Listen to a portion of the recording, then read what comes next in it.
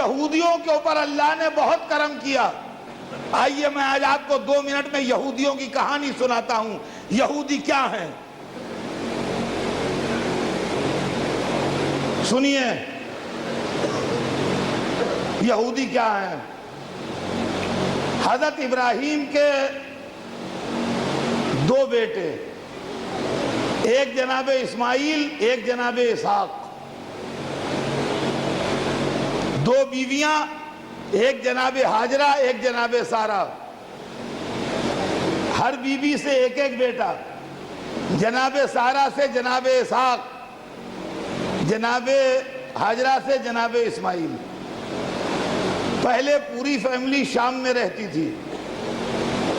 اللہ کا حکم ہوا کہ حاجرہ اور اسماعیل کو جہاں ہم کہیں وہاں چھوڑاؤ. حکم خدا سے جناب ابراہیم نے لا کے ان کو مکے میں چھوڑا. تو یہ فیملی اور یہ خاندان جو برانچ تھی ان کے، یہ مکے میں ڈیولپ ہوئی. اور جناب سارہ اور جناب اسحاق یہ شام میں رہے. جناب اسحاق کے صاحبزادے تھے جناب یعقوب، وہ بھی نبی تھے. جناب اسحاق بھی نبی تھے، جناب یعقوب بھی نبی تھے. جناب یعقوب حضرت ابراہیم کے پوتے تھے، حضرت اسحاق کے بیٹے تھے، حضرت اسماعیل کے بھتیجے تھے. جناب اسحاق کا ایک نام اسرائیل بھی تھا. سنیں بچے، اس کو ذہن میں نوٹ کریں. جناب اسحاق کا ایک نام اسرائیل بھی تھا. جناب اسحاق کے 12 بیٹے ہوئے. چونکہ ان کا نام اسرائیل تھا لہذا یہ لوگ بنی اسرائیل کہلائے. اور کیا آپ نے؟ بنی ابن کہتے ہیں عربی میں بیٹے کو، تو بنی اسی سے بنا ہے. بنی اسرائیل مانے اسرائیل کے بیٹے، اسرائیل کی اولادیں. آپ نے قرآن پاک میں یہ قصہ بہت تفصیل سے پڑھا ہوگا کہ جناب اسحاق کے بیٹوں نے ان کے ایک بیٹے حضرت یوسف کو جا کے کنویں میں دھکیل دیا، اور وہاں سے ان کو وہ لوگ لے گئے نکال کے جو غلاموں کے بیچنے کا کاروبار کرتے تھے. اور انہوں نے حضرت یوسف کو لے جا کے مصر میں بیچا. جناب یوسف مصر میں رہے، اور وہ لمبی کہانی ہے، آپ قرآن میں پڑھیے پورا تفصیل معلوم ہو جائے گی. بہرحال وہاں ان پر تکلیفیں بھی گزری، قید میں بھی رہے، مگر اللہ نے ان پر کرم کیا اور پھر وہ مصر کے بادشاہ ہو گئے. جب وہ مصر کے بادشاہ ہو گئے تو ان کے بھائی غلہ لینے کے لیے ان کے پاس پہنچے. بھائی ان کو پہچان نہیں پائے، مگر انہوں نے اپنے بھائیوں کو پہچان لیا. میں پھر ایک بات کہوں گا کہ مذہب نفرت نہیں سکھاتا. جن بھائیوں نے حضرت یوسف کو کنویں میں ڈھکیلا تھا، اس وقت یوسف بادشاہ تھے، گردنیں اڑوا دیتے ان کی، مگر یوسف خالی بادشاہ نہیں تھے، نبی بھی تھے. بادشاہ نہیں تھے خالی، نبی بھی تھے. لہذا مذہب کو ریپرزینٹ کر رہے تھے حضرت یوسف تخت حکومت پر بیٹھ کے. انہوں نے اپنے بھائیوں سے کچھ نہیں کہا، ان کو غلہ دے دیا، اور خالی جو پیسے لائے تھے وہ بھی ان کے سامان میں رکھوا دیے. اور ان سے کہا کہ ایک بھائی تمہارا اور بھی ہے شاید. پوچھا ان سے تو ان کا ایک بھائی اور بھی ہے. تو کہا آپ کی آنا تو اس کو بھی لیتے آنا.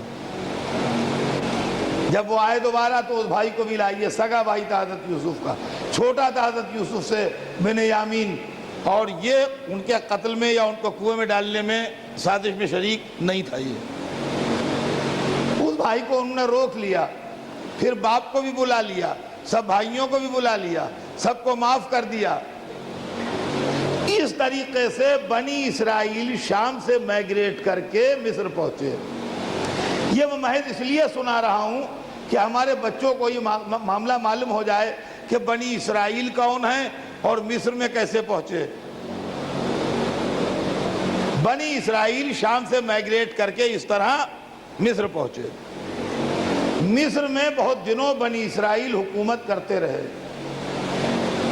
یعنی حضرت یوسف کے انتقال کے بعد بھی حکومت ان کے خاندان میں رہی، مگر ظاہر ہے کہ نبی تو حضرت یوسف تھے، ان کی حکومت تو عدل و انصاف پر تھی، مگر بعد والے جو آئے وہ ویسے نہیں رہے. دھیرے دھیرے کر کے حکومت ان کے ہاتھ سے نکل گئی، حکومت ان کے ہاتھ سے نکل گئی. اور ایک دوسرا خاندان، دوسری فیملی جو قبطی کہلاتے تھے، وہ وہاں کے رولر ہو گئے، بادشاہ ہو گئے. اور یہ لوگ جو تھے یہ ان کے غلام بن گئے. مطلب غلام سے مراد ویسے غلام نہیں، مطلب وہ غالب آ گئے اور یہ ختم ہو گئے.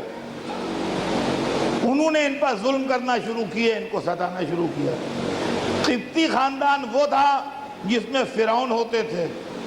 فرعون پراپر ناؤن نہیں ہے، یہ بھی سمجھ لیجئے. جو اس تخت پر بیٹھتا تھا وہ فرعون کہلاتا تھا. جیسے بادشاہ پراپر ناؤن نہیں ہے، جو کنگ ہوگا وہ بادشاہ کہلائے گا، ویسے فرعون جو ہے وہ پراپر ناؤن نہیں ہے. جو اس طرح بیٹھے گا اس گدی پر وہ فرعون کہلائے گا.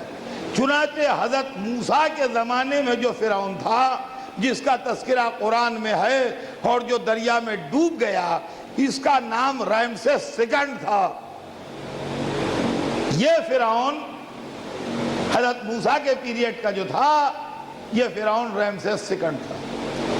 جب پیغمبروں کی یہ اولاد بہت دنوں ذلت و خواری کی زندگی گزار چکی تو اللہ کو ان پر پھر رحم آیا اور انہوں نے ان میں حضرت موسیٰ جیسا رہبر پیدا کیا. اور حضرت موسیٰ نے ان کو آرگنائز کیا. اللہ نے ان کو فرعون کے ظلم سے نجات دلائی، ان کے لیے دریا میں راستے بنائے، ان کو دریا اس پار اتارا، فرعون کو ڈبویا، ان کو تورات جیسی کتاب دی، موسیٰ جیسا نبی دیا. اللہ نے ان پر احسانات کیے، ان پر کرم کیے، ان پر عزتیں کی. سنیے گا ذرا، قرآن نے یہ سب لکھا ہے. جو کچھ پڑھ رہا ہوں یہ سب قرآن کا ٹرانسلیشن پڑھ رہا ہوں. اللہ نے ان کو بہت کچھ دیا. اور اس کے بعد جب یہ عزت آبرو کے ساتھ خیریت سے زندہ سلامت مصیبتوں کے دور سے نکل کے پہنچے سیریا کے بارڈر تک، تو اللہ نے ان کو حکم دیا کہ جب تم اس علاقے میں داخل ہونے لگنا جس کا ہم نے تم سے وعدہ کیا ہے، تو سجدہ کرنا.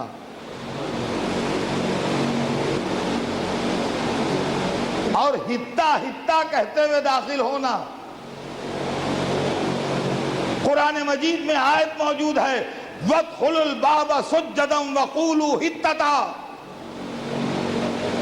جب تم اس کے انٹرنس میں پہنچنا اس علاقے کے تو سجدہ کرنا اللہ کو. حطہ کے معنی ہوتے ہیں اس زبان میں برکت کے، اور حطہ حطہ کہتے ہوئے اندر داخل ہونا.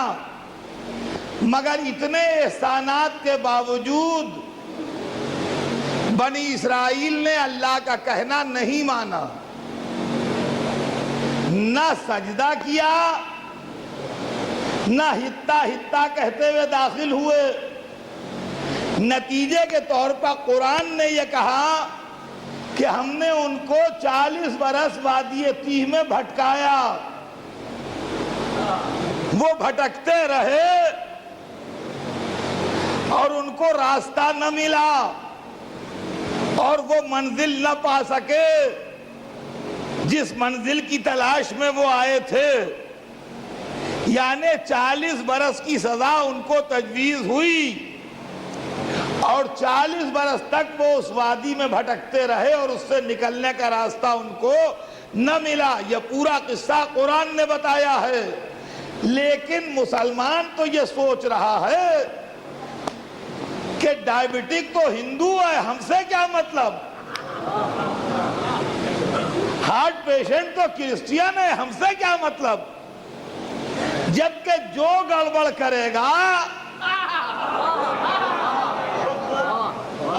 نتیجہ یہ ہوا کہ اللہ ان سے اللہ کا حکم نہ ماننے کی بنا پر ناراض ہوا اور وہ ایک مصیبت میں گرفتار ہوئے. عزیزوں اب توجہ چاہتا ہوں، یہاں تک تو قرآن کا لکھا ہے. اب آئیے مجھ سے سنیے. جس طرح ابراہیم کے ایک بیٹے کی نسل مصر میں تھی، ویسے ہی ابراہیم کے دوسرے بیٹے کی نسل مکے میں تھی. پیغمبر کے بعد اور حضرت اسماعیل کے بعد ان میں بھی برائیاں پیدا ہو گئیں، ان میں بھی خرابیاں پیدا ہو گئیں، ان میں بھی بہتوں میں بت پرستی پیدا ہو گئی، ان میں بھی ظلم و جور کی عادتیں پیدا ہو گئیں، ان پر بھی غریبی اور مصیبتوں کا حملہ ہونے لگا. بہت دنوں بعد اللہ کو ان کے حال پر بھی رحم آیا اور اللہ نے ایک نبی پیدا کیا جس نے ان کو منظم کیا، جس نے ان کو آرگنائز کیا، جس نے ان کو تمام مشکلات سے نجات دلائی، جس نے ان کو برائیاں کیا ہیں، اچھائیاں کیا ہیں، خیر کیا ہے، شر کیا ہے، ظلمت کیا ہے، نور کیا ہے، حق کیا ہے، باطل کیا ہے، وہ تمام باتیں ان کو بتائیں. اللہ نے ان کو محمد جیسا نبی دیا، اسلام جیسا دین دیا، قرآن جیسی کتاب دی. لیکن ایک منزل ایسی آئی کہ جب یہ رسول کے ساتھ حج آخر سے پلٹ رہے تھے تو ان کو بھی حکم دیا گیا کہ کسی کے ہاتھ پر بیعت کرو اور مولا مولا کہو. تو عزیزان گرامی، اگر ابراہیم کے ایک بیٹے کی نسل کے لوگ ہتا ہتا نہ کہنے اور حکم خدا کی مخالفت کے نتیجے میں عذاب میں مبتلا ہو سکتے ہیں، تو دوسرے بیٹے کی نسل والے مولا مولا نہ کہہ کے اور اللہ کے حکم کی سرتابی کر کے کیا عزت پائیں گے؟ پڑھیے آپ قرآن، اس کے اندر لکھا ہے بنی اسرائیل کا کیریکٹر کہ یہ پیغمبروں کو قتل کرتے تھے، یہ آیتوں کو بیچتے تھے، یہ لوگوں کا مال غلط طریقے سے لے کے کھاتے تھے، اس لیے اللہ ان سے ناراض ہے. تو عزیزان گرامی، اگر بنی اسرائیل سے اللہ اس لیے ناراض ہے کہ وہ پیغمبروں کو قتل کرتے تھے، تو کیا رسول کے نواسے کو قتل کرنے والے مسلمانوں سے اللہ راضی ہوگا؟